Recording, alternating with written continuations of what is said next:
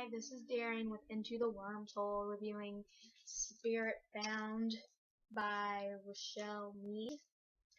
And I know I overuse this word, but Spirit Bound was amazing and frustrating and super long, but super short, if that makes sense. Because all the books in this series are about 400 to 500 pages, but the the writing or how fast paced it is makes it go by like it's maybe 200, if that. Anyway, this is the fifth book in the Vampire Academy series, and if you haven't read the other books, then I wouldn't watch this review because this would spoil the whole other part of the series.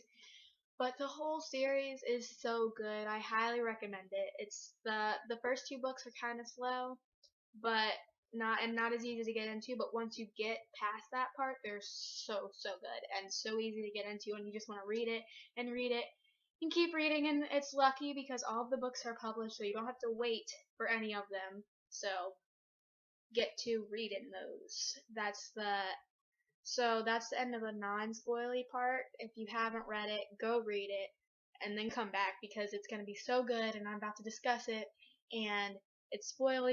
The beginning of this book was so intense. Like, the first page, it starts off with a note from Dimitri, and it goes like, "Dearest Rose," which I think is just like, Dimitri, you're not her dearest anymore because you're undead, so reevaluate.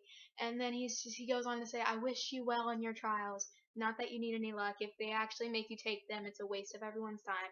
You're the best in the group, and by this evening you'll be wearing a promise mark.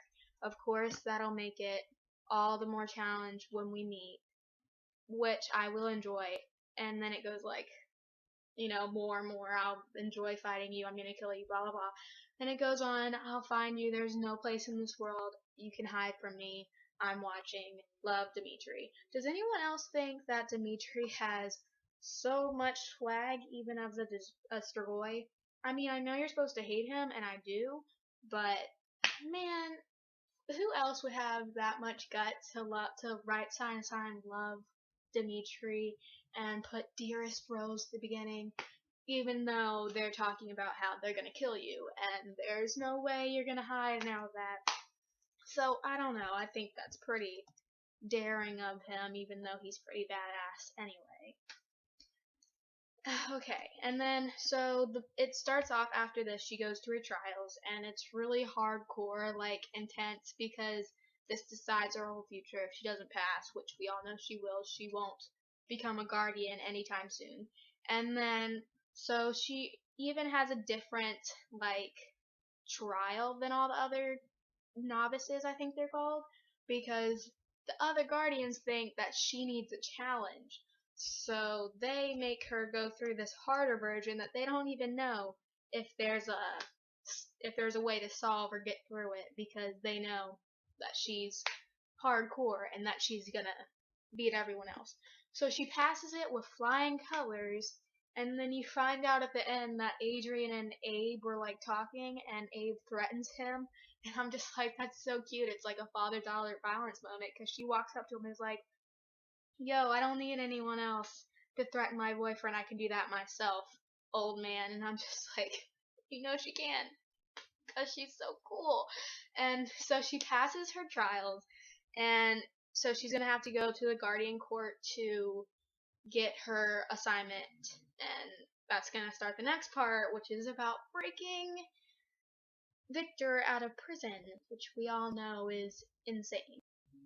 So we find out in the last book that there's a way to kind of heal a Strigoi and restore them back to their original state, and the only person who knows this is of course related to Victor, and Victor will not tell anyone where he is, and because he's trapped in prison and there's no reason for him to.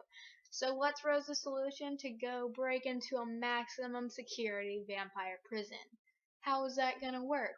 We don't know, but we know it is gonna work because Rose is badass. Anyway, so with the help of Lissa and Eddie, she breaks into the prison and gets Victor out. And this took her to what was it? That cold place in like Alaska. takes her to Alaska because that's just the best place to have a vampire prison, apparently. And they all go to Vegas with Victor because that's where Victor's brother lives. And so Adrian shows up because he saw with their card usage that they were in Las Vegas and was just like, did you know that Victor is sitting on your bed? And Rose is like, oh yeah, it was a surprise to me too. And I'm just like, you got jokes. And because he's gonna be super pissed because you risk your future, everyone else's future, commit treason to bring your boyfriend back to life, and he's your boyfriend. So how's that gonna work? That's what you call a love triangle, an undead, alive, not alive triangle thing.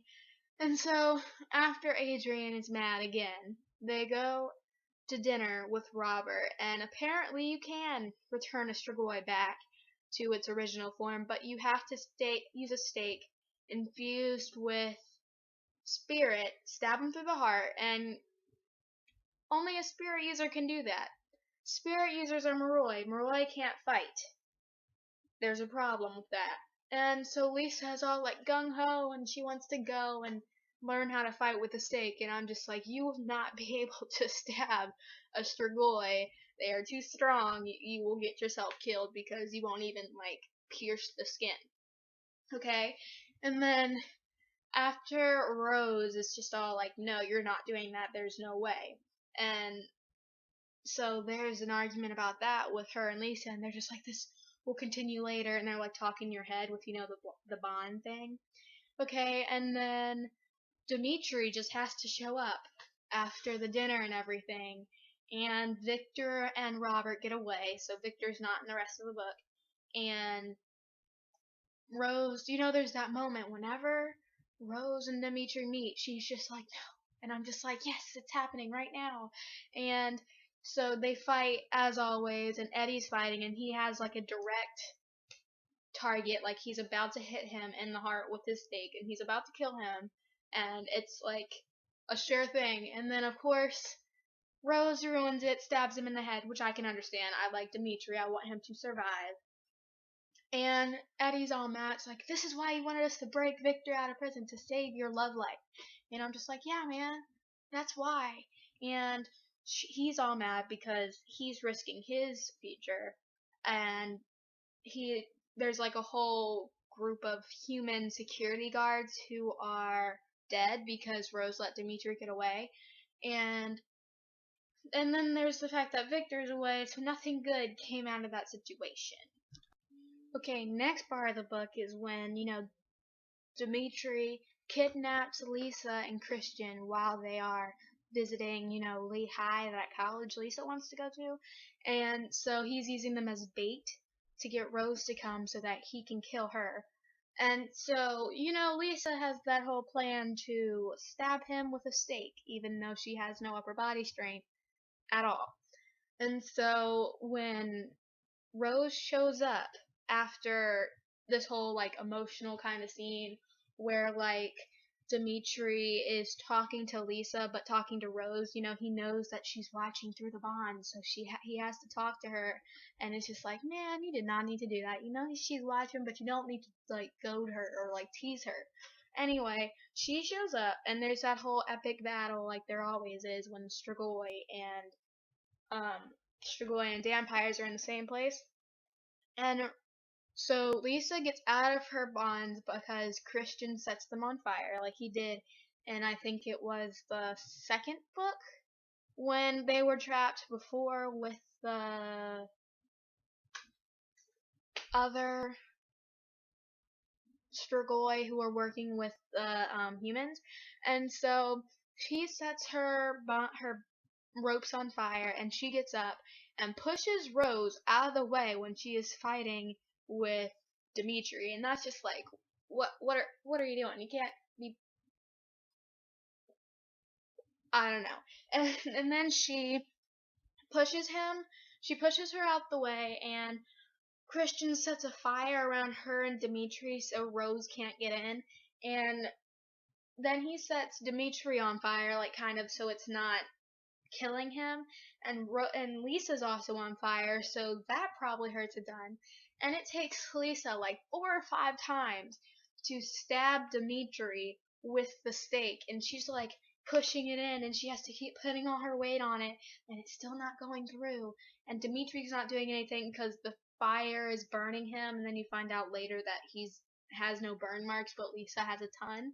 And so after that, he turns back into a vampire, and he is like all he says he owes Lissa this insane debt, which you know it's true because she just saved him from eternal life as an undead being, and he won't see Rose for that whole part while he's like with the Guardians. They won't let him out because they're not sure that he is Strigoi, or he isn't Strigoi anymore, and so he's telling Lissa, no, you can't bring her here, she won't ever forgive me, or I don't forgive myself for what I did to her. And I'm just like, man, you're just messing me up with all this romance angst that you're giving me, because you know she's with Adrian, so you need to get over your issues, which I know being a Strigoi, that was a lot to go through. But if you have to get over that so that you can be with Rose, and that whole thing with Adrian will be done, because I don't want them to be together. I like Adrian, but not that much. He is not the one. Dimitri is the one. So they need to reevaluate that whole thing and get together. And so not until the very end does Dimitri talk to her. Like, he tells her that he doesn't love her anymore in church, and he like yells it, and so everyone knows. And then it's not until like after that and this whole different scene when he tells her, or shows it really, that he still loves her. And I'm gonna get to that in a minute. Like, it's past when they get back, and after all this punishment, after getting Dimitri back, there's this whole council meeting, and they call Rose in to talk about how many kills she's made. And so she thinks the council meeting is about her and the assignment for Lissa, but it's not. It's about changing the guardian age to a lower age. Like, they want him to graduate at 16. And we all know how retarded that is for 16-year-olds to go off and fight ninja undead people. And they're just like, but Rose, you did it. And she's like, yeah, I had this teacher who was amazing, and also I didn't like willingly go out and fight undead people. And so after that, she goes off in court in front of everyone and is telling the queen, who's actually been very nice in this book. I don't know if it's like a fake thing or what, but she's like, so you're such a bleep, and that's like so stupid. And she tries to get Lissa a vote on the council, but apparently there needs to be 2 of a family for Lissa to have a spot on council. And Rose is just like, that's the stupidest rule, or actually she says that's the bleeping stupidest rule I've ever heard, and she gets kicked out of the council. And that plays into a later plot twist kind of thing. The queen is dead at the end of this book, and Rose is the suspect in the case because of all the threats she yelled out and the fact that it was her stake that was stabbed through the queen's heart. And so she goes to the hearing. I mean, we all know she didn't do it. She goes to the hearing after she's dragged out of the cafeteria, and that's the whole scene where Dimitri stands up and starts fighting the other guardians, and it's just like, I'll protect you, and Rose is like, don't do that because people are still afraid of you.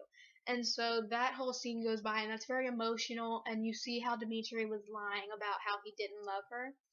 But then past that, they're in the hearing, and Abe, of all people, comes and is her lawyer.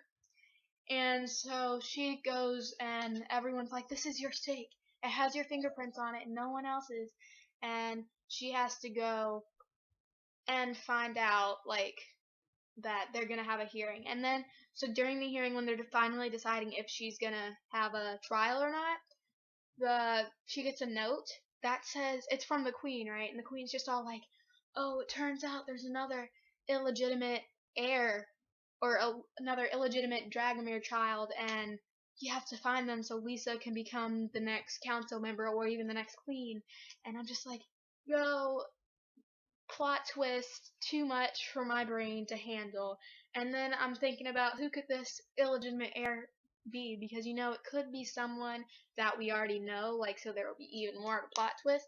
So I'm thinking it's, Ambrose, um that vampire that they meet in the earlier books with at the court, that's like the queen's lover.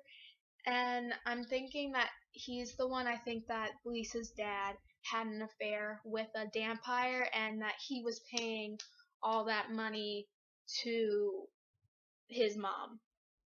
And so, other than that, she finds out that she is going to trial because she kind of does a stupid thing during the hearing, and she's all like, if I were gonna murder someone, would I really make it this sloppy? I would not get caught if I murdered someone. And I'm just like, this is not helping your case, even if it is true, because the jury or whoever is deciding does not want to know that you would have done a better job killing their queen. And so the book ends with Abe saying, oh, traitors don't get put in jail. And Rose is all like, well, what did they do? Set them free?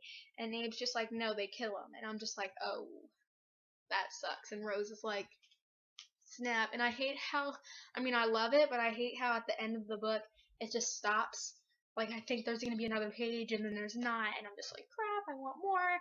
And I have the other book upstairs in my room, and I'm just waiting, and I want to read it so bad. And okay, that's all for the book. What did you think? Who do you think is going to be the illegitimate heir? Are you excited to read the next book as I am? What's your rating on the book? My rating, I don't know if I mentioned this, it's a 4 out of 5 just for the romance problems and how confusing the writing was at times.